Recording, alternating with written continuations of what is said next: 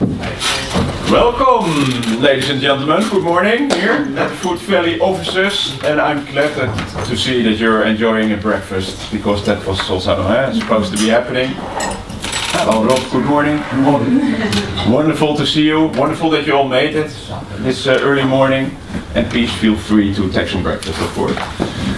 Welcome here at Foodvalley NL, and today we specifically focus on China. And of course we have been celebrating Chinese New Year last week. Maybe still some people are involved in the activities and festivities. But that is of course also a very good start to be acting on China. And that's exactly what we will be doing this morning. So we are organizing this breakfast session from Foodvalley NL. Together with New Frontiers in Food. It's a European project focused on interaction to countries outside of Europe for SMEs. And I will explain after the meeting a bit more about that, but it's collaboration supported by the EU with 4 countries participating, and which will also organize a mission towards China, which will take place in May this year. And we go to the province of Fujian and also to the CL in Shanghai later this year. So if you're interested in that, of course, let me know. We're also organizing that together with Go4Export, together with Judith. Judith will explain a bit more about the program later on. But this is a program also supporting internationalization, mainly focused on the provinces of Gelderland and Overijssel. But of course then you see that there's quite some activities taking place towards internationalization and support to be active in a foreign country.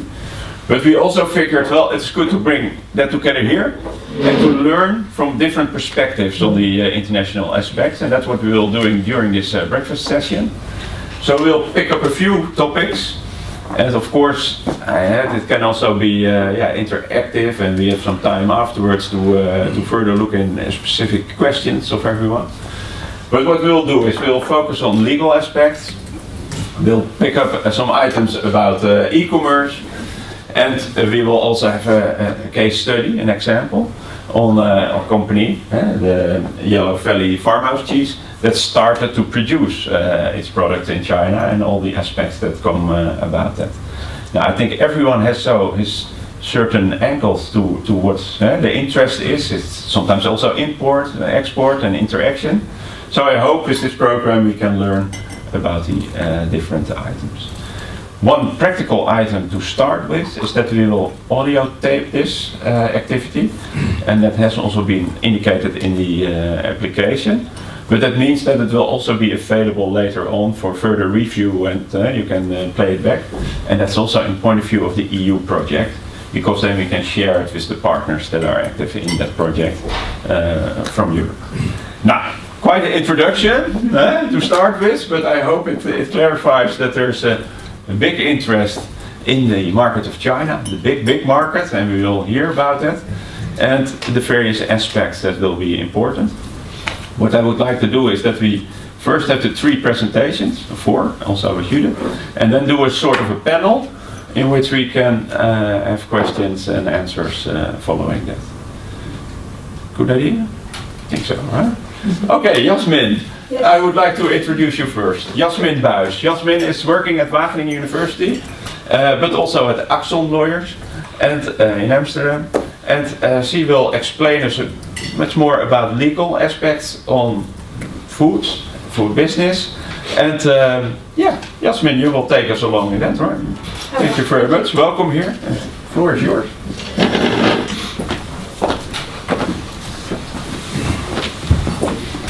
So good morning everyone, and bon appetito for those who are having breakfast. Meanwhile, I would like to tell you something about access to the food market in China. And by doing that, I'll also touch upon European food law by way of comparison. So first a little introduction about myself, which also has already been done by Jeroen. Then I will touch upon Chinese and EU food law, first at a more general level. And then I will look more into detail into health foods and novel foods. And I conclude with 3 take-home messages. So about myself, I indeed work at Axon Lawyers, where I mainly focus on EU food law. Chinese food law I teach at Wageningen University. and I'm involved in an academic project to systematically analyze Chinese food law. So far that hasn't really been done. There's a lot written about Chinese food law, mainly in Chinese, so not much accessible for those in Europe, mainly the people who don't read Chinese. So we are trying to combine everything and to put it in systematic order, and we aim to publish that this year. So what is Chinese food law? The main food law in China is actually quite young. It dates from 2015. And this is an amendment of the 2009 food law. Before that time, China didn't have a comprehensive food law. Instead, it focused on unsanitary practices during the processing stage. So you can imagine that doesn't quite cover the scope from farm to fork. And China experienced this mainly by all the fraud and adulteration cases that we know, such as the melamine crisis in 2008. And this led to the more comprehensive food law in 2009.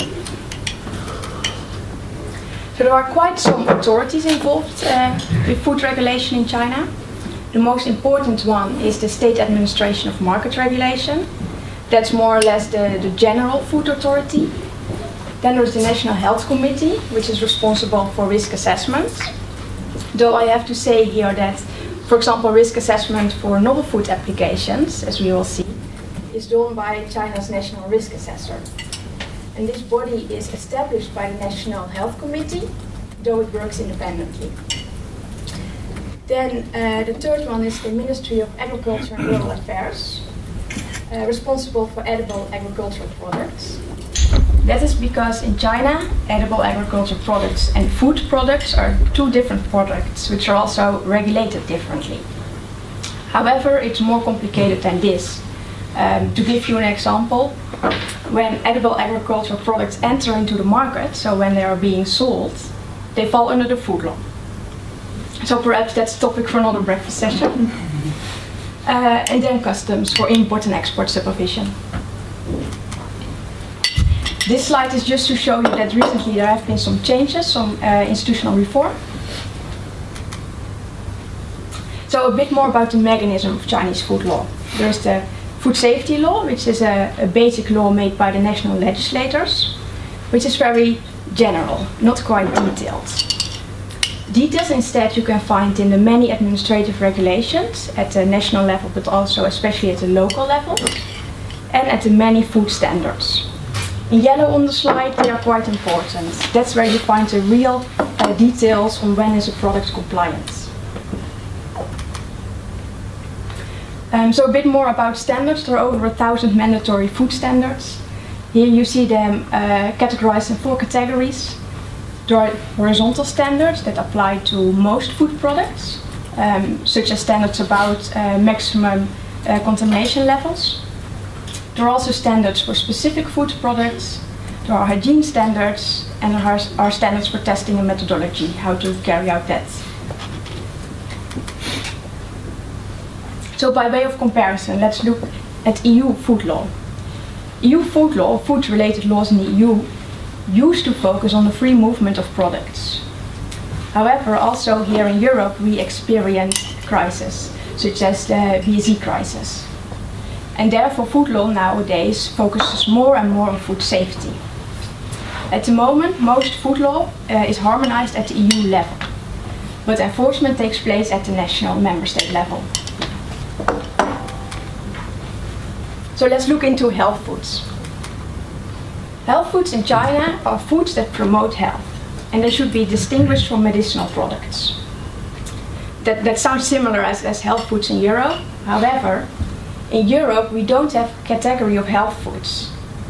It's not even a legal definition. Rather, health foods in Europe you could describe it as conventional foods with a health claim. In China instead, health foods is really a separate category. Conventional foods in China cannot be health foods. So if you want to market a health food in China, you have to go through an authorization procedure. Here I call that registration procedure to distinguish it from a notification procedure. We will come to that later. So you have to submit your dossier that will be analyzed on safety and efficacy. And important here is that you cannot just come up with any health claim that you can scientifically underpin, which would be the case in Europe more or less. No, instead you're bound to 27 permitted physiological parameters. So here you see a list, I don't know if it's well readable from the back, but this is the list of the allowed health claims, so to say. And there's not much room, or actually no room, to make them more catchy. Of course they are in English, so that's different from the actual Chinese translation, which should be on the label. But it's just to point out that you have to stick to those, whereas in Europe, once a claim is authorized, there's some room to make it more catchy, more marketable. So I already mentioned notification procedure. This is because there's a change going on in China. This whole registration or authorization procedure for health foods used to be applicant specific. So everyone who goes to the market with health foods needs an authorization. Instead now, China is developing a positive list. So functional ingredients that get authorized will be placed on this list. There will be a separate list with claims that are allowed for the authorized functional ingredients. However, when a functional ingredient is listed, you are not free to use it like in the EU. Instead, you still have to file your documents with the competent authority, but this is just for notification, so there will be no technical review. I have to say this is really for the future, because China is doing that right now already for a few years, but so far there are only, what is listed is only vitamins and minerals. So by way of comparison, I have already said something about health foods in the EU. Interesting is that in the claims regulation, which is the applicable regulation in the EU, that's about both health claims and nutrition claims. In China instead, nutrition claims are not related to health foods at all. Nutrition claims can be found in labeling law, and you can just use them on your label when you comply with the conditions. So in the EU we have in claims regulation nutrition claims and health claims. Nutrition claims you can also use, they are free to use as long as you comply with the conditions. And for health claims, we have 3 different health claims in the EU. If they are already authorized, you can use them when you comply with the conditions. If not, you can go through an authorization procedure. So I go a bit faster through this because the main focus is on on Chinese food law, of course. So let's look into novel foods. Novel foods in China are foods and food ingredients that haven't been traditionally consumed. What is traditionally consumed? That's a period of 30 years, 1 generation. And there are 4 categories of novel foods. So there's not only this period requirement, but also the food has to fall in one of those categories. A bit similar to the system in the EU, as we will see. If you want to market a novel food, and the novel food has not been authorized yet, you have to go through an authorization procedure again. This time with a different authority. Interesting is that when you want to act or bring into China a novel food, so a food that qualifies as a novel food in China, it has to be produced and marketed already in your own country. So that means if it's difficult to get an authorization for a novel food in Europe, and that product also qualifies as a novel food in China, which you should always check, then you cannot market it there. First, it should be legally produced and marketed here in Europe. Some examples of authorized novel foods in China. So novel foods in the EU are regulated by a similar system, though there are some differences. For example, we don't look at a period of 30 years that would say it is traditionally consumed. Instead, there is a cut-off date, which is the 15th of May 1997. Like in China, also in Europe there are categories that the food has to fall into, but we have more categories, or perhaps you could say more specified. So some categories, you see that here the 4 categories are the same, more or less. but there are more categories in Europe, and that's actually especially since 2018, when our new novel food regulation came into being. Also, in the use authorization procedure for novel foods that haven't been authorized yet, interesting in the European regulation is that there is a simplified notification procedure for traditional foods from third countries.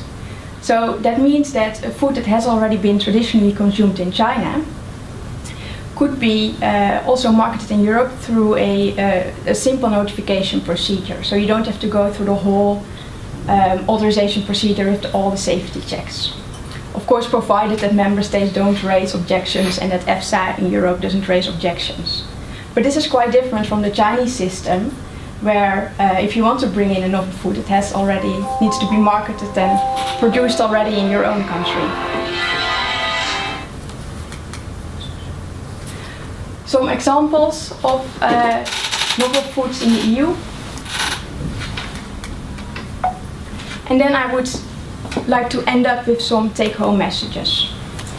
First of all, food law is very dynamic, and that's especially the case for Chinese food law. This is because there are so many authorities involved in China, and also most detailed regulation is issued by those authorities. I already showed you briefly on one slide that there was recently an institutional reform. That means that there are new institutions that are going to issue their own administrative regulations. So nowadays we still work with administrative regulations of the old authorities, but you can imagine there might be some friction because new authorities have new ideas. So always check the current status. Then we talked about health claims. Health claims are regulated differently in the EU and in China. So that practically means that if you sell a food in the Netherlands or in Europe with a health claim on the label, you cannot just translate that label and market that product in China, because it might be that your product needs to go to an authorization procedure. That's especially important because of the phenomenon of the professional consumer in China. In the Chinese food law, there is a clause that consumers can buy products, and when they see that there's something wrong with the product, for example on the label, they can file a claim with the producer of that. And they can ask a lot of money just as compensation. Well, it's doubtful if that's really compensation, but it's very important to be aware of that, because it can go up to 10 times the price of the product, and those people might buy a lot of your product knowing that they would get the money from you. So it is very important to have the labeling correct and to be aware of the differences between health foods in the EU and in China, if you're in that area. The novel foods, they are regulated in a similar way, but you should always check if a novel food in the EU also is a novel food in China. And if something qualifies as a novel food in China, be aware that it has to be produced and marketed already in Europe before you can go to China. So that was Chinese food law, very briefly. Perhaps it raised some more questions, so I would be happy to answer them later on, I would say. Thank you, Jasmin, for explanation. And yeah, you feel that there's a lot of details to be figured out here. But this is a very good start and explanation here. Might feel a bit awkward, but we'll do the questions then in the panel a bit later on. So please write down your questions, save them, and then we can compile that afterwards. Very well. Next step is that it's a pleasure to introduce you to Ching Ping Au. And Ching Ping will explain us a bit more about e-commerce in China and the digital market, online market. And Ching Ping, yeah, you have been active as yourself, as a producer or exporter, but also as a consultant in this aspect. So it's very nice to have you over and explain the activities you see taking place in the Chinese market in this aspect. Come on over, thank you. Very well.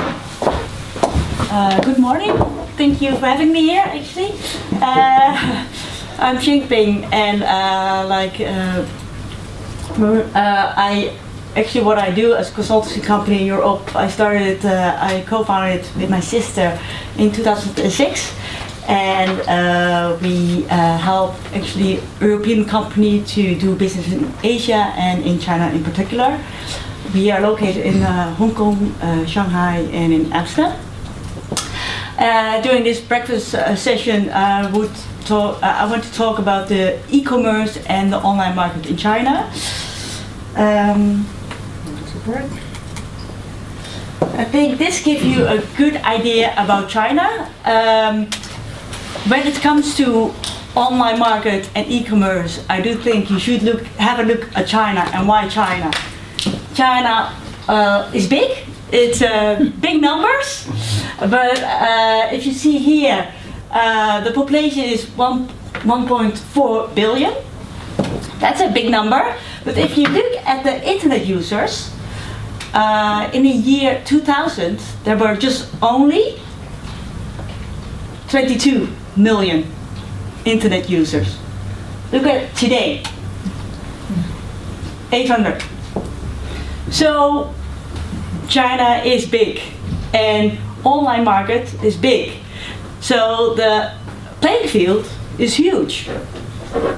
Only by this slide, I think it's worth it to look at China. Isn't it? Before I talk about the e-commerce and go more into e-commerce in China, I want to show you a video. I probably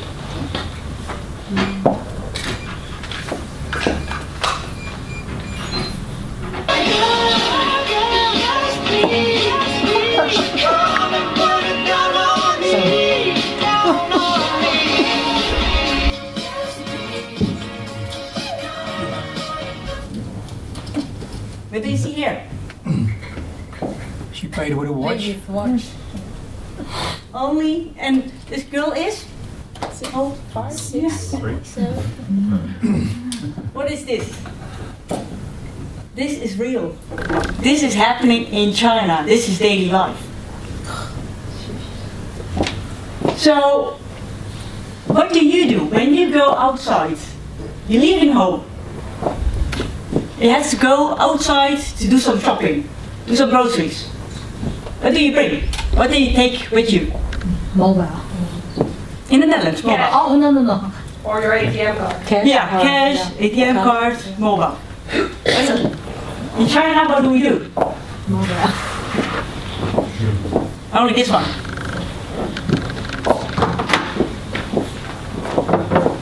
That's the case. No, Excuse me? no cash at all?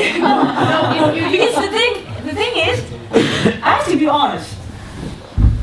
I don't have any cash in my wallet too nowadays. But I have my bank cards, my ATM cards. And I have to bring them. And I'm here in the Netherlands doing groceries and I have to bring my phone and my ATM card. In China you don't.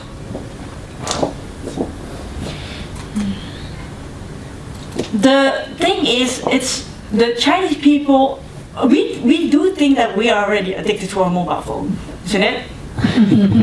We are nothing compared to Chinese. They are spending much more time with the mobile phone than we do. Like I said, if you see it,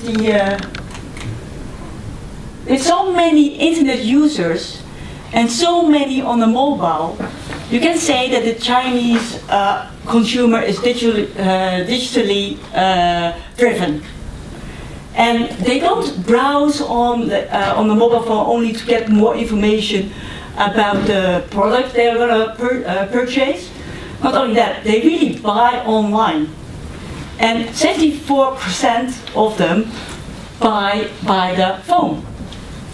So this phone is really, best friend of the Chinese.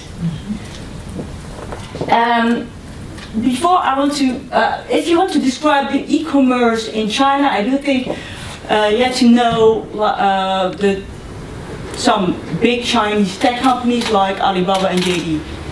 Probably you will know these big companies. The thing about these two companies, they used to be online platforms, online shopping platforms. Nowadays, they are into retail outlets. They have their own retail outlets, like Gema and 7 Fresh. So they're not only online, they're also really into shops. What happened?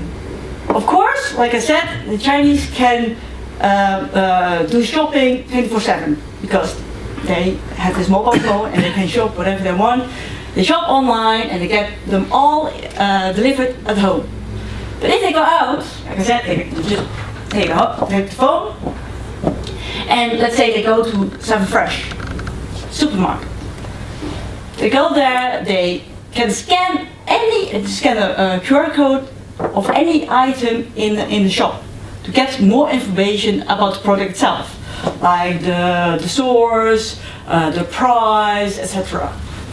They can pick the item and actually in the shop itself, and they after the shopping they go to the self-service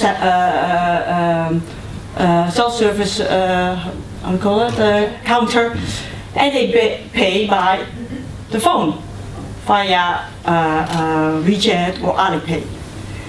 And the funny thing is, what they can do as well is, after direct purchasing the items, they can enjoy the food itself in the shop itself, because there's a kitchen section in the store, and the rest of the groceries they can get free delivered at home. So this example wants to show you how online and offline is integrated in China. It's not like we have here, isn't it? We don't have this integration yet. Not as how I described in China. So another thing I want to say, what we don't have yet, I do believe, is an app like WeChat. For international brands, Western brands want to enter China, I think the biggest challenge is that the digital landscape in China is different from here. Like, what do we use here? The social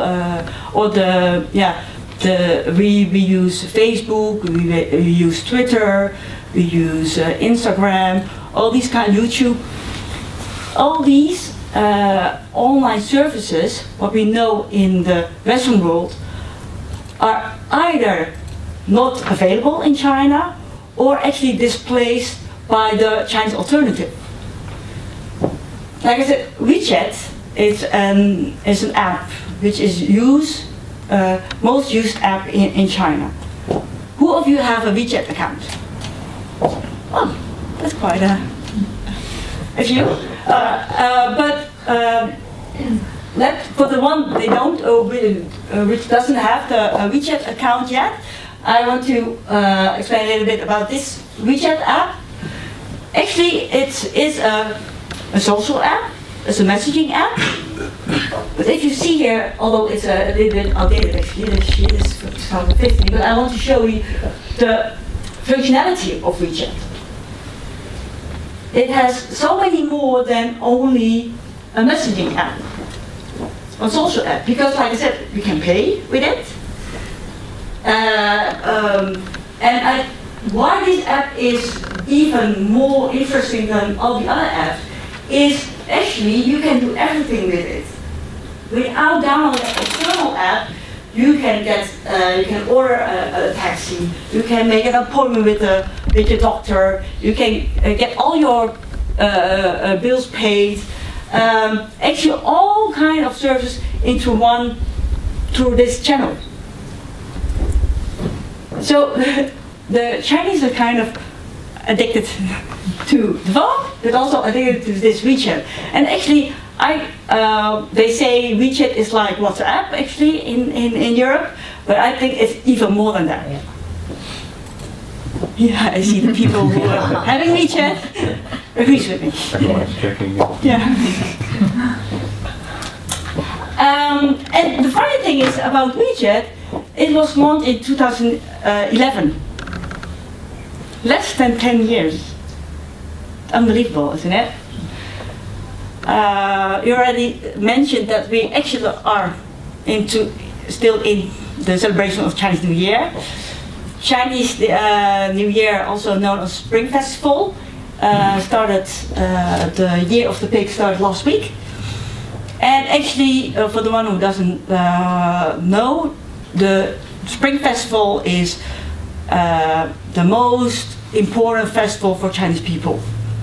You can see it as Christmas here. I remember less than 10 years ago, my colleagues in the Shanghai office asked for free time because they were preparing for Chinese New Year. So they asked for free time because they had to go to the train station to queue in line to get the tickets to go home. Because that's what Chinese people do. They go home to the family, to the loved ones, the hometown, and they celebrated Chinese New Year together and have this reunion dinner. So my colleagues, they asked for free time, and here you go. They went to the train station, and it took quite long actually, because they had to queue for hours. And the funny thing is that they were very happy after they arrived back, because at the office, because they were happy that they were able to get the tickets. Although, you know, they have been there for hours in a crowded train station, and they were not even able to travel together with a partner at the same time back home. But they're happy. You know why? Because they were able to go home. They can spend the Spring Festival reunion dinner at home with their parents. So, great. Nowadays, they don't have to go to the train station anymore. They can book it online. It's very convenient. And the same thing when, like in the past, is that they, you know, that's what you see here as well. Part of the celebration of Spring Festival is that people bring gifts. So they are overloaded actually with, you know, with presents when they go to the train and bring all the presents home, because that's how to show gratitude to the family as well. But nowadays as well is that they don't have to do that anymore. They can book the tickets online. They can even order a meal which is delivered in during the journey. You know, they can enjoy the meal in the train, and they can order the presents and get it delivered at the hometown address. So in this way, things have been changing as well. And the funny thing is also the part of the Chinese culture for Spring Festival is the red envelope. It's you put some money in it and you give it to your family or your loved ones or friends during Chinese New Year. Now, what you see is since WeChat, I thought it was 2014, introduced the red envelope on WeChat as well. So now that you don't have, you can give this gift digitally. So that's what I did as well. I sent it to my sister. This red envelope, you can customize it all by yourself. So you can make a picture of yourself. You can have this phrase to wish for luck or for fortune, and the amount of money. And 9 is a good number, so 999. Just to show you how Chinese New Year is digitized, actually. Spring Festival in the past, Spring Festival last week. Just to give you an example how daily life is in China. Oh sorry. But now to get also into the food, because you all are in the food industry, I also want to point out about imported foods. Probably you know food scandals in China. It's still there. These are some random food frauds I just put down. Because of these scandals, actually, is that the Chinese people are mistrusting local produced food. So the demand for import food is increasing and high, and especially because of the growing middle class, they are able to afford higher standard and better quality of food. So in this case, I do think it's also very interesting for companies like you and Western companies to have a look, go to China. I think it's a good opportunity to join Foodvalley, to see and go to China and experience yourself. One hand, the e-commerce and how the online markets in China, and also how your product could be enter the Chinese market. Because I do think that if you want to see how China is, how Europe will evolve, the e-commerce of Europe, how it will evolve, I think you should look in China now. Because, like I said, I think China is ahead in front of us. Because I do believe, and that's why I have this video as well, I don't think you want to be stuck in 1999, do you? Because this is the funny thing about this movie is that the film, it says denying is so 1999. It's actually the end of my prestige. Heeft u een mobiele telefoon? Nee hoor, heb ik niet. Waarom heeft u dat geen? Nou, ik zie er niet van in. Dan ben je aan het fietsen en dan word je gebeld. Ik heb gewoon een telefoon, waarvoor moet ik een mobiel hebben? Dat is handig. Maar als ik ergens strand, dan is er ook altijd ergens wel een telefoon zelf, een boerderij en een boer met een telefoon.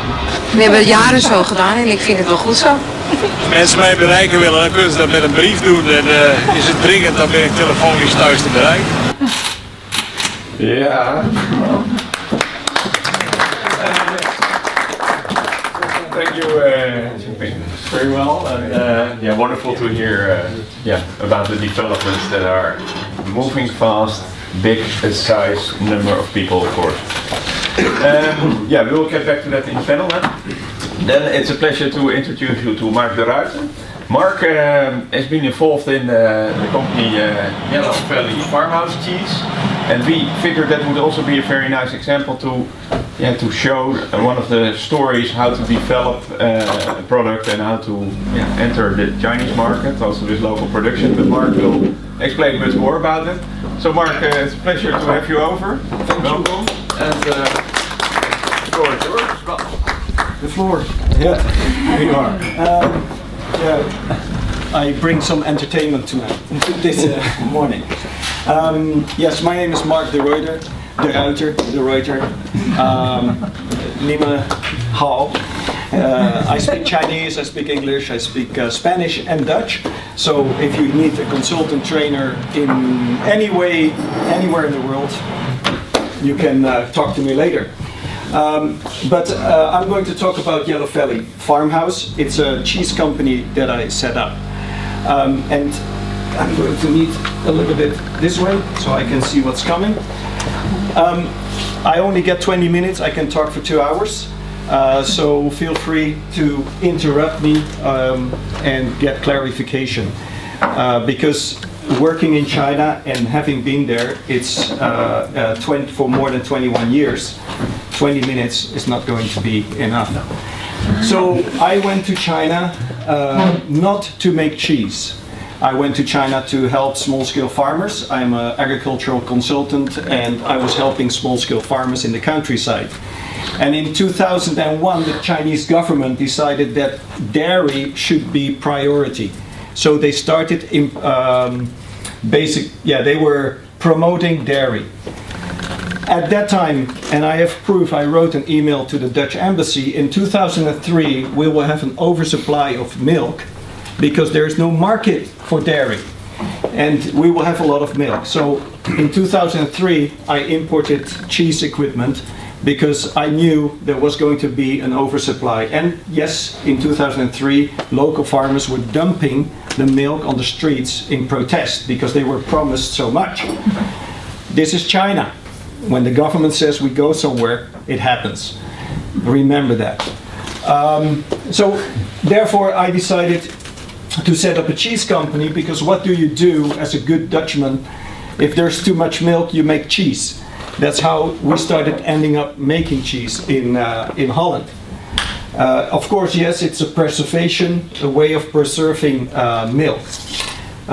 Anyway, this is just a little bit of background why I started, and many of you might not go to China with this in mind. You're going to go there for business or for export, import, you name it. So I started my first my cheese production in 2004. I'm doing this to show you something. I established a WOFE, a wholly foreign owned company, enterprise in 2006. On the 6th of June, by the way, 666. And December 2006, so actually I built a factory in 3 months, which is very quick in China. And then I was able to start production in December 2006. Now, look at this. November 2007, I obtained all my production licenses. Okay? A year to get your production. I had production, I was selling. At that time, the beauty of China was that Xi Jinping was not yet in power. And I don't joke. Since Xi Jinping came into power, things have changed. I don't think I could have done what I was doing here right now, because at that time the officials weren't afraid to be lenient. So they gave me some leeway. They said, you know, why don't we call it trial production? So still I was able to sell it. I was given room and space to sell the production until I got my license. But it also meant, because I didn't have the license, that I had to wait with my marketing and promotion. This will all come together later at the end of my presentation in my free tips and notes for China. But then 7 years later, and somebody already mentioned it, I had to close my WOFE. And the reason was the melamine crisis. And somebody already said something about the melamine. In 2008, September 2008, on the 13th of that month, I do remember the date, I was closed. Because a year before, some big dairy companies, I won't mention names because some people might start shooting at me, they decided to put melamine into milk powder, and 300,000 kids got sick. The Chinese decided in one way, in 2008, everybody that was processing dairy had to close down. Whether you had a problem or not. The problem for them was they didn't know who was causing the problem. And they couldn't check who was using melamine or not. So everybody was in trouble, which in the end led to my closing down of the company there. So 6 years later, the impact of melamine hit me, because the regulations kept on changing. In 2010, when I had to renew my license, I had to invest 300,000 euro in a laboratory for a size company that is maybe 10 times bigger than a average farmhouse, a cheesemaker here in Holland. 300,000 euro for a lab that is going to depreciate, is not going to make you money, is just adding cost to your production. This is China. Okay? If something happens, things can happen that you never had anticipated and is not part of your budget. So that's another tip for later. Anyway, I closed the WOFE. I did set up a farmhouse. I had very good relationships with the local authorities, so they gave me a tip and they said, why don't you move your farmhouse to a real farmhouse? So instead of having a factory, I actually moved to my place to a dairy farmer. And then you are sort of in a gray area, okay? And China still has some gray areas. We Dutch like to think black and white. I love China for being great. It's so beautiful because you can move and you feel very happy in that gray area because everybody's with you. And if it moves, you just move along. And the official said, Mark, so he put up his mouth, he put his hat on and he said, as an official, I have to say no. So he puts his hat back, he says, but as your friend, do that. Okay? He said, this is okay as long as there's no problem in China. If something happens in China, this will be the end. Okay? So I knew what I was doing. It worked, but there was limitations because here I didn't have licenses. Yeah? So I could not sell in retail. My cheese was in Shanghai, Beijing, Xi'an, you name it, Chongqing, Chengdu, Kunming, everywhere my cheese was sold. Because I had the production license. It's different to the Dutch situation. In Holland, you don't need many licenses to be able to sell in Albert Heijn or in Jumbo or anywhere. But in China, if you produce in China, you need all these kinds of licenses. If you import, you need all different kinds of licenses. If you don't have them, it's no go. So this limits production. So I'm flying out next week, Wednesday. Coming Wednesday, I'm back in China for 8 to 9 weeks. And I have a kind of a joint venture with a local dairy processor. So basically, I've moved my production from the farmhouse back into a dairy processor that has all the licenses. So yes, it's a tricky one because he has the power, I have the cheese. Well, the thing is he needs the cheese, and I know him for over 15 years. Relationship. I'll be back to relationships at the end. So that's where I'm at now. And this is a short history lessons of China, making some product in China. I decided to put core values up. If you work in China, if you work with China and with Chinese, you have to know where you stand yourself. Because the Chinese are very flexible. And if you don't know where you go and where you are standing with your integrity or, that was, for instance, with excellence. Are you going to move along with them or are you going to stand for what you stand for? Do you believe in integrity? You better be sure before you start doing business in China. Integrity is very, in Western Europe, I can talk forever, but it's different to China. Being locally appropriate, it's important. Teamwork, and sharing, but that's to do, of course, with my my business. I like sharing. As you can, I gave 20% extra prices to the farmers in order to give them a better life. I was very sure about my uniqueness. There's a cheesemaker here, or at least somebody representing a cheesemaker from Holland here, and I had a very strong, unique character. And that was natural, artisanal, fresh, and social responsible cheese. And why did I choose that? Because I have to compete with the import. And I think there is an automatic thing in there that I did not turn off. But there's not many Dutch cheese producers that can put all these four together. Yeah? So I have to be unique. So these are my unique selling points. Just some pictures. I deal with local farmers.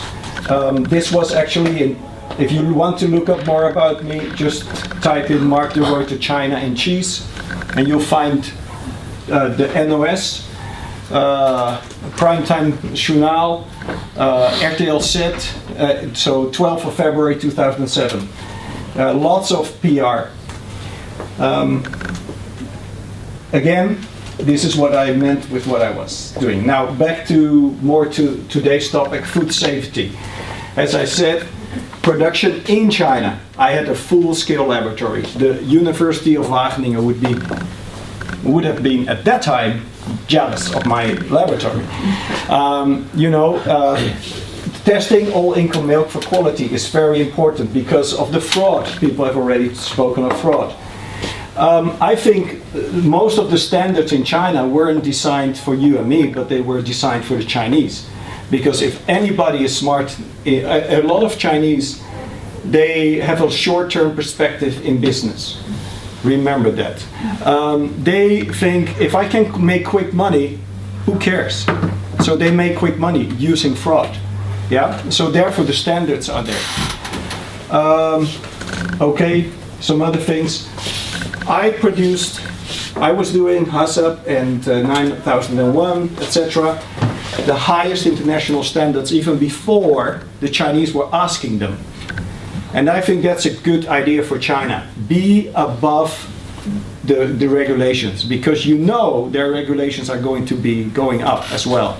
So don't think, what do I have to meet the minimum, but go for the maximum. So then you are in good shape. Okay, this is just for those that have never been somewhere. You are in food production. No, but this is way different than Rauwveen or some of the big companies that are here in Holland. But we did everything by hand because we try to employ as many people as possible.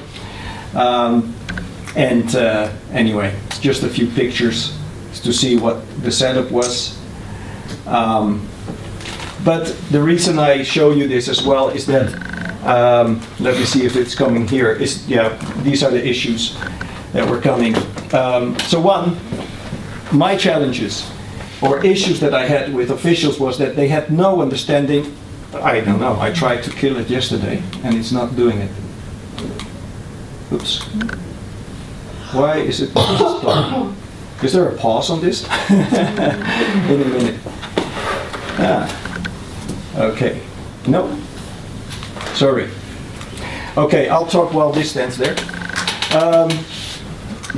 My product, and somebody was referring to novel products. When the Chinese don't understand your product, you're in trouble.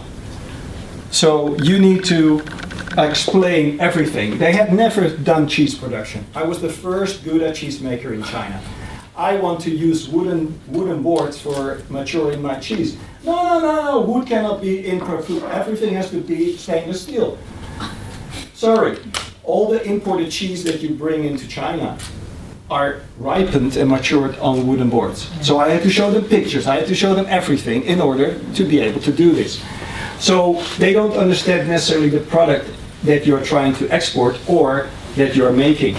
There was no standard for cheese, GB, Guobiao. There was Ganlao, was it Ganlao? Yeah. So there was a standard for industrial cheese imported, but not for production inside China. So that was a challenge. So officials, they're your friends. Most Westerners look at officials as their enemies. And I'm not joking. Again, that official, and he's going to be like this and that, and they're all complaining about the officials. I tell you, they're your best friends if you take care of them. And I don't mean bribing at all. Become good friends with the officials and they will help you. You know why? They don't want trouble. Officials don't want trouble. Officials want a smooth life. They want to reach their pension nicely and easily. So be good friends with them and you get a lot of good benefits in return. Cooperation, understanding, and help. And you can go on to the challenges. So, but then of course I made my mistakes. Understanding all your local requirements. I went in as a crazy Dutchman making cheese in China with a idea like I'm going to just help these farmers. I was idealistic, and I used to live with the idea, you know, when I hit a problem, I'll solve it as I hit it. Well, of course, that cost me a lot of money because I was delayed because of that. It was a new business. I had no Chinese experience at the time. It was even a new product for myself, so I had no understanding what I was making. So I was doing a lot of new things. Actually, Diane, you know, she actually, it's funny, we both here in this meeting, but she was in China when I started making the cheese. She was actually at the farm when we were starting making cheese. So she knows, yeah, well, let's skip that. So another thing is, make sure you understand the standards, the guobiao. Some of them are really limited to importing and not production. So if you want to produce something in China, make sure that you understand what is the legal requirements, what's in there. Financial constraints due to the above. I already told you, 1 year to get my license. That means 1 year paying my 22 staff members, paying fees, paying everything. It's all cash. You need a better budget. Then the changing interpretation. It was interesting. Regulations does not equal law. Law does not equal regulations. In Holland, when it's red, it is red. When it's green, it's green. It's clear. In China, it depends on many things. And so we read regulations as law, as Westerners. Whereas regulations are regulations. They are to be interpreted by the people that read them. And so if you say this chair is green, a Chinese might say, no, sorry, it's blue. And you say, no. Well, you better listen to the Chinese. It's blue now, okay? Be smart. Don't be stubborn Dutch in your thinking when you go into this sort of situation. Regulations are given from above, from Beijing, and they go into everywhere in China. But imagine training all these people to think and interpret all these regulations in the same way. It's a major challenge for China. That's why you hear stories that I can do it in Shanghai, but then somebody is doing it in Urumqi, and he says, why? It's just two interpretations. China is not one country. Okay? It's one nation, but there is many, many different provinces and different cities, and all of them are different. Don't treat China as one country. Somebody already said it, in Guangzhou you can do things that you cannot do in Beijing, and it's the same regulation. You explain that to a Dutchman. Small is definitely not beautiful in China. Actually, tall is beautiful, but I was too small for the likes of the officials. I came in and I should be at the size of Ely company. Ely is a big manufacturer of dairy products. I was a small guy, and that was a problem. They loved me, they cared for me, they have worked really hard for me. I've been treated well, but China is a little bit too big for small companies. So when you go in as a small company, realize that you're just, maybe here you're big, but in China you're just, and I'm not joking, that's the situation. So be careful, don't think that you are so great.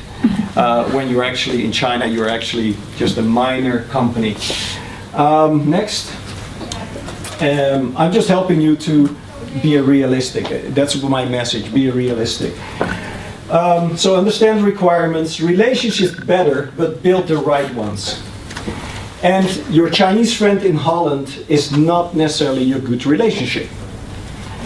Relationship, guanxi, in China is different than friendship. I can be very good friends with you, but that doesn't mean you've got good guanxi. You see what I mean? You can be pongyo, but that doesn't mean that your pongyo also has the right guanxi. And guanxi is the word for relationships. And so a lot of Dutch people, they get to meet a wonderful Chinese girlfriend or a Chinese friend, and then they go to China because she speaks Chinese or he speaks Chinese and knows the culture. But they have the wrong relationships in China. They're actually nobody in China. So that's important to realize. I've had a guy that exported wine to China, and he decided to go with his Chinese friend in Holland, and he ended up storing for 2 years a container of wine bottles in the middle of nowhere in China, because the guy had told him, "Oh, I know how to sell wine," and so he went with the guy, but didn't do his homework, didn't check out who is this guy, where does he live, where's the market, etc., etc. Just do your due diligence. Just give 20% trust in China and make them gain the other 80. That's contrary to Dutch philosophy and thinking. We meet and we give each other 80% trust straight away. And then the other 20% we want to gain, right? You prove to yourself, well, in China you should do it the other way around. Give 20% trust and let them gain your 80. That's how they work. They don't trust you until you've proven yourself. Okay? So I think this is a just cultural business side that you need to realize. Also have long perspective. It took me 3 years to make a profit. And I could have done it earlier and quicker if I hadn't had those delays and this and that regulation to meet, you name it.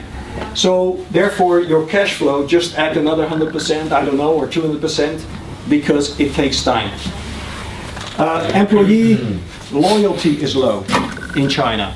Remember that. You can find a good general manager or a worker or importer, but loyalty is fickle. Loyalty, do we have a word for loyalty in Chinese actually? Hello? Chinese friends? 有没有? Family. Yeah, but that's guanxi, right? But is there a word for loyalty in Chinese? So you can hear them thinking, right? It doesn't pop up just like that because it's a problem. Loyalty is family. Family. Yeah. Sure, guanxi 就是关系. Sure. Part of. Sure then. Yeah. So, but loyalty in Dutch, from a Dutch perspective, doesn't need to be related to family or friends. You are loyal to your boss because he treats you well and he takes care of you. That doesn't mean that is the same in China. And so if I had a lot of young people join me in the cheese company, I trained them and I knew they will go. I knew. They were using me as a jumping board to the next level. So remember that loyalty, so be prepared. And if you think you're unique, competition will be there sooner or later. The first question somebody asked me when I was in China is, are you afraid that the Chinese will copy you? And I said, actually not, because if they copy me, then I know I'm doing the right thing. Because Chinese are not stupid, they're not dumb, they only copy the good things. All right, so if people are going to copy you, you're on the right track. But that means you have competition. So be aware of that. Okay, I think the next one is questions and answers, but that will be for later then. Yes, thank you, Marc. Okay. Well, thank you very much, and a lot of colors and things to keep in mind here and aspects to it. Well, very well to hear the practice, and we'll be here in a moment. Then we would like to wrap up our final parts for this session by Judith van de Bovenkamp. Judith is working at Oost NL and especially focusing on Go4Export, and she will explain more about it right now. Judith. Thank you. Do you know what Oost NL does? Some of you. Who is based in Gelderland or Overijssel? Okay. Good. Oost NL is the East Netherlands Trade Development Agency, and within Go4Export we have a trade development program focusing on helping companies from this region to internationalize, and that program is called Go4Export, and Foodvalley is one of our good partners within that program, so I'm happy to be here today to explain a bit to you how we help companies from this region to internationalize and how that all relates to China. But first I would like to quickly check who of you here is already active in the Chinese market. Few hands, okay. Yes. Who is already active in other foreign markets? Same, okay, few more. And who is already receiving government support in realizing their export ambitions. And by government support, I mean organizations such as OostNL, a regional development agency, but also European projects, so as this one here. Yeah? Okay, then I hit the right audience, I think. What is trade development? Trade development is that we, from a local government perspective, help companies from this region to expand their business abroad. And how do we do that? First by connecting local initiatives with regional initiatives, but also at a national level. And we do that demand driven. So what you want as companies, what you need, the countries where you have an interest in, we focus on that. And we expand or deepen initiatives that are already there. For example, I hope you all know the Netherlands Enterprise Agency, Rijksdienst voor Ondernemend Nederland. They work at a national level, and that's very good, but I think it's also good to work on a regional level. So what they don't offer, we do, so to say. So we are complementary, but we work closely together with them as well. And by that we connect public and private organizations from a government perspective working with companies. And we're easy to approach. We're a very small team. OostNL has over 100 employees focusing on very different things because we are the regional development agency. But Go4Export, we're 5 people. So we know what we're doing together, we're easy to approach, and we know how to help you. We each have our own expertise. Our approach is to inform and connect. We have a web portal, Go4Export with a 4.nl. We organize events such as this one. In the region, throughout East Netherlands, throughout the provinces of Overijssel and Gelderland, because I think it's a very nice community to have here. I also think it's good for you to know through Foodvalley what there is to offer in the field of internationalizing, so it's very short ties, so to say, but we also partner with other organizations that do the same, for example, other regional development agencies. I know someone here already knows BOM, the Brabantse Ontwikkelingsmaatschappij, well, they do sort of the same thing, and we work together with them as well. Facilitation means that we organize trade delegations, trade missions and trade delegations to several countries. We also receive incoming delegations here in East Netherlands, so you can meet foreign companies here as well. We have quick scans to see if you're ready to export, if you're ready to start e-commerce abroad, that sort of thing. We focus on Germany, North America and China. Why is that? Because I think you all heard from the presentations today that China is very big and therefore a very interesting market. But Germany is much more closer, especially when you're in Gelderland province. Germany can be closer than Amsterdam, I think. And that's why we have a specific liaison officer in agrifood. He is within our team, he is in Germany a lot. He knows all the German retailers, all relevant food organizations in Germany. They also have a colleague who does that for the high-tech sector. Our agri-food liaison officer is very good for you to know. Who knows Jochem Wolfhuis? That's his name? Yeah, you do. Okay. If you're interested in the German market, let me know. I can put you in touch with him because it's a very different field from China, but also interesting.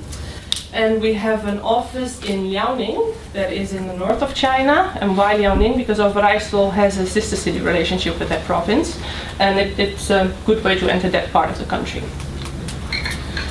How can you benefit? I say we organize trade missions, trade delegations, events such as this. How do you benefit from that as a company active in the food industry in East Netherlands? Well, I think you can apply for an export voucher or e-commerce voucher. Let me know if you're interested in that. I give more information, but it's only relevant to companies from the east of the Netherlands. We can help you give some subsidy support to help you start e-commerce online. As Ching Ping already said, it's not so easy, so it might help if you have some budget to hire an expert to kickstart that for you. Same for export. If you want to join a trade fair abroad, or you want to translate your promotional materials into another language, it can help if you have some support to get that going, and from there on you can develop better, is the idea behind it. So with a relatively small investment we can get your business go abroad. Holland pavilions at international trade fairs, that's also organized from a European perspective, so I'm glad to know that at least one person here will be joining the CIAL later this year. That's a very good way to get to know a market together with other companies from the Netherlands or Europe, so you're not alone. That's the whole idea behind it actually. And I think you all being here today is a very good example as well. From the different perspectives we heard today, you all get a better idea of the Chinese market, and you know better how to start or develop your business there further. We have everything under one roof. You can find it all on our website as well, list of events, everything is there, so please have a look. how do you get results from joining these events or going to China or the United States on a trade mission? This is a quote from a company that joined a trade delegation to Liaoning last year. And there, through matchmaking, through our network, our partners there, they were introduced to various companies, and one of them has already started buying their product. And that's a direct result from joining a trade mission. Now they have a foothold, they have their foot between the door on the Chinese market, so to say.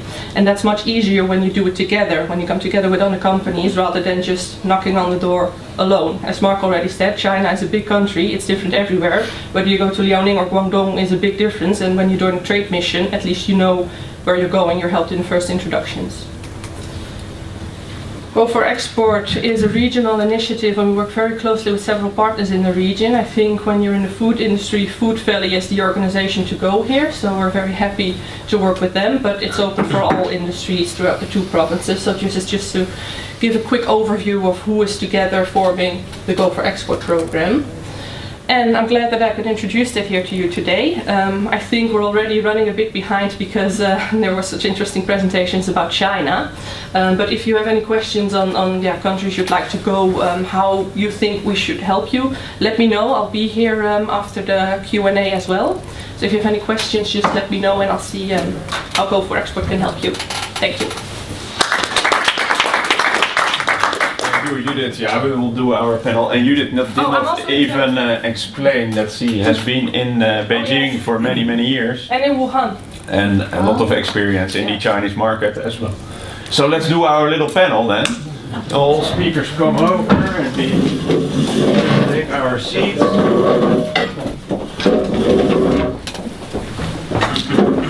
This is a real you can sit on the green chair. Yeah. Is it green or is it blue? Blue. Or red?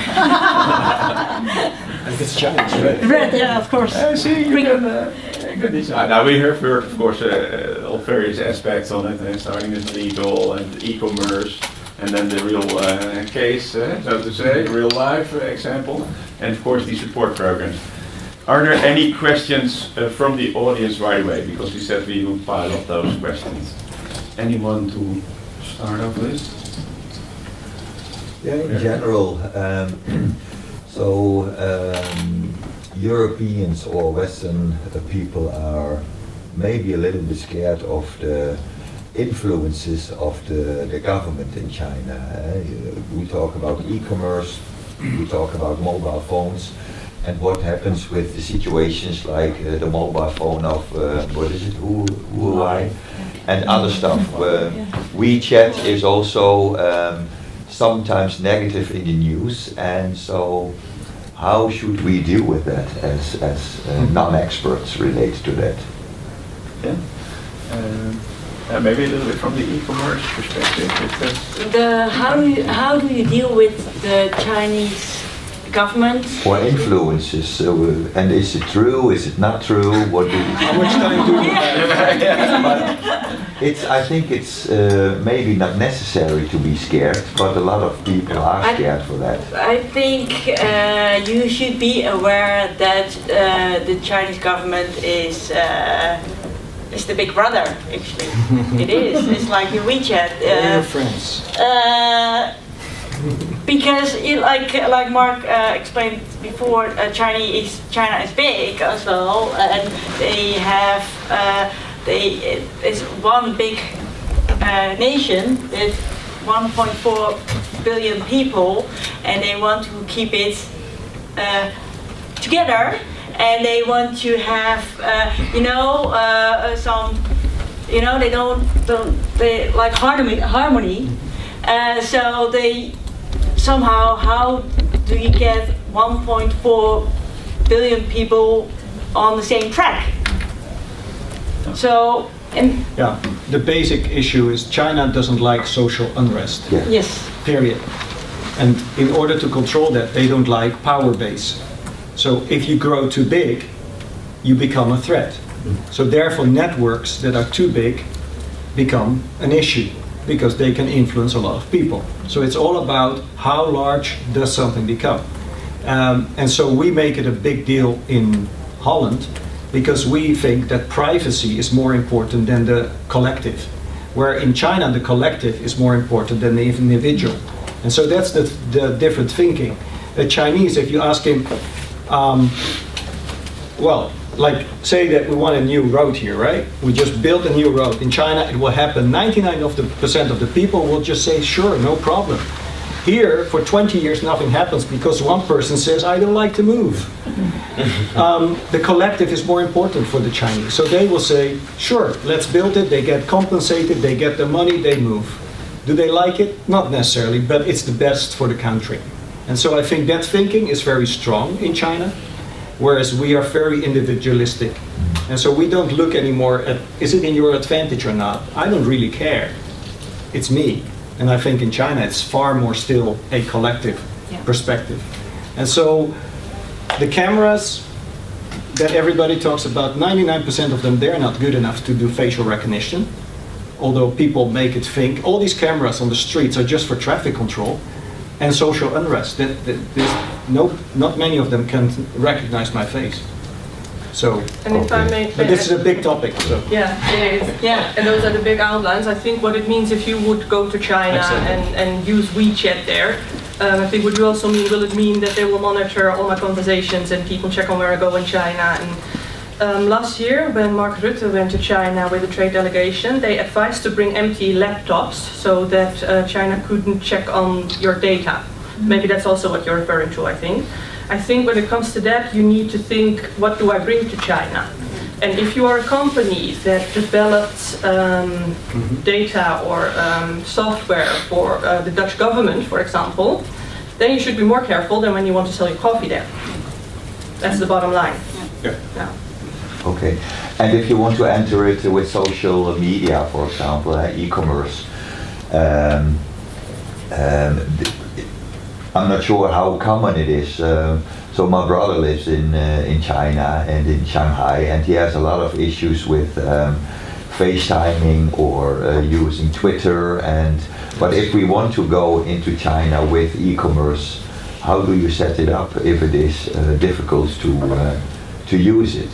The thing is, it doesn't make sense to use Twitter and all these things because the Chinese people are not using it.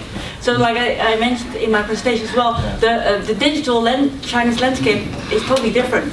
So, if you want to get into the social and communicate with Chinese people, you have to use their online services, which is WeChat, it's Taobao, Tmall, JD, all these kind of things. And that's why Judith also mentioned if you have some challenges in it to help. Yeah. So you wouldn't use WeChat to reach a European audience, right? Right. So why would you use Facebook to reach a Chinese audience? Oh, okay. Yeah. And if you want to develop a strategy, which Ching Ping but also other companies in the Netherlands can help you with, and you're based in Gelderland or Overijssel, there is some government support to get that going, to help you enter that, because it's quite a lot to develop. Yes. But once you have it going, you're in the Chinese market. Okay. So it can be worth the investment. And how would that go? Can you explain a little bit more? Is it that you have a certain entry point? The thing is, online is one thing because people think, okay, I will just set up a web shop, you know, or I just translate my website in Chinese. That doesn't mean that you get your products to the Chinese consumers, because although you have a web shop, but if the Chinese are not entering your website, it doesn't make sense. So I do think you have to set up a Chinese strategy online and offline, and to see how you market and how do you reach your Chinese consumers or your audience. It doesn't mean like, it's not like this is the way you should go. First, find out what's your uniqueness in your product or service, and how will you communicate with your Chinese audience. If you're exporting from here to China, your first concern is getting the good partners, not social media. That's the last of your worries. I think your first thing is, do you get the good partners to work with in China? And actually they will do your social media. And if you were saying China is such a large country, where to what are the best starting points in general? Is there a specific area? To be honest, first of all, I think if you haven't been in China or you don't know China that well, first, just, I think it's a good way to join a trade mission or go to one of the fairs in your industry and go and see and talk with people and find out, do your research. Because I don't think it's, like I said, it's not one way. It's like if you do this, it will work. I think you first have to find out, because although people say China is a big market, but go there first, because probably you don't even like to be there. If you don't like to be there, why you start your business there, So I think first do it step by step. I think there are so many initiatives like trade missions, Holland pavilions, fairs. Go there and experience by yourself and see how. And take it from there. Yeah, take it from there. After that, you can always hire an expert or find a partner or see how you can best enter the market. Get an idea first, totally agree. Of course, I have to disagree. You have to first hire an expert, like me, and then go to that. 20 years ago, maybe there wasn't many initiatives yet. No, but question there, I guess. Maybe to build on that. Say you already visited several times to China, some fairs, etc. But what you see now is that you have, in China they talk about you have tier 1 cities and 2 and 3 and 4. And the biggest growth now seems in the 2 and 3 categories, or maybe even also 4, I don't know. But, to what extent is it interesting to think about if you launch a product, do you always need to go to a first tier? No. Or maybe it's much better to go to a second or third tier. What is your idea about that? I've done 3 businesses for two cheese companies and 1 wine to export to China. And actually, in one case, I completely said, let's go to second and third tier cities, because the first tier cities are already saturated with this kind of product. So you're competing with already people that have been there 10 or 20 years before you arrived. So then you can see if you can find other channels and because China is developing quick. And there's ways of measuring where a city is, how many Starbucks, how many McDonald's, etc. And then where does your product fit. So it's basically market research, They are basically still a few millions. That's all Yeah, I live near a city, 4 million people. Would I go there with my cheese? Actually, I don't sell much of my cheese next to 45 minutes from me, because the people there have a certain mentality, so they're not open to a cheese product. So it's a second tier city, but I sell a lot more somewhere else where it's actually a third tier city, but they're closer to Hong Kong. Different mentality, different understanding of products. So market research.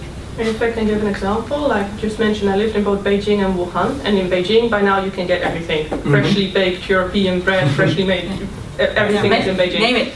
You name it, they have it. And then I moved to Wuhan, which is a second tier city with a little over 10 million people, but where Beijing is already mature. Wuhan is developing so quickly now. I lived there for 3 years, and basically every month a new Western restaurant or shop opened. So that's where you want to be now. In that city that is already taking off, and where you can just jump on the train, and there it's much easier to get a foothold. Yep. I think that's what it's strategy. Other questions from the audience now? Well, Marc, you mentioned give Chinese in general, but maybe more particular the staff you hire, 20% trust. Not the staff. No, not the okay, staff. Not the staff. Just the mentality. When we have a meeting, if you and I sit down after this meeting, in general terms, we trust each other for 80%, kind of straight away. We speak the same language anyway, so that's helpful. And in China, I would give 20% trust to you, and the other 80% you have to gain. Yeah. Because the way of doing business there is so different. When you say yes, you hear if you listen well, that's why I recommend learning Chinese. You might, actually the guy is saying no, but what you're hearing as a Dutchman is still a kind of a yes, when he actually already said no. In Chinese, actually, yes, it's not 100% yes. It could be There is 10% yes, sure. and 90% no. It's still a yes, you know? For us, here, 100% yes is 100% yes. Yes is 100% yes. Yeah, there's tone, maybe he means 20% yes, or 80% yes, or kamba, shushuba, woman's. It's all. It's all gray area. Right? Yeah, next time. It's the same useful gray area that you like so much. Yeah, that's what. Yeah, because yes, because you can. If I have said yes to you in a Dutch honor culture, it means that I will follow through, and I have said yes to you, and I will have to honor my commitment to you. Where in the Chinese context, I can still withdraw from this. This relationship, but exactly, which is nice sometimes when you want to actually, maybe you have got second thoughts about this contact. You just have to get used to it. I think you are very used to it, and then too much. You have to get used to it. That's maybe a good thing to wrap up. I mean, do your homework, but way. also get used to it. I mean it in a positive way. Yes, it's good. It's very good. Hey people, I think it's also 100% time. So I would like to wrap up. I think there are a few items on the board which I would like to address briefly. For the Foodvalley Society members, there will be a meeting upcoming on February 19th at the Plus Ultra building, where we have our interactions. There will be a Foodvalley Accelerator information meetings upcoming on February 19 and 13. That's for scale-up companies. And what I would like to specifically draw your attention to is that we, with the NF4 program, will go to the US. That's already all arranged. But more interestingly, of course, for today, we'll do a tour towards China. As I said, going to Xiamen, Fujian province, and Shanghai to the CL from May 12th to 17th. And there are still some openings in that program for participation. And CL is the largest Chinese food-oriented trade show.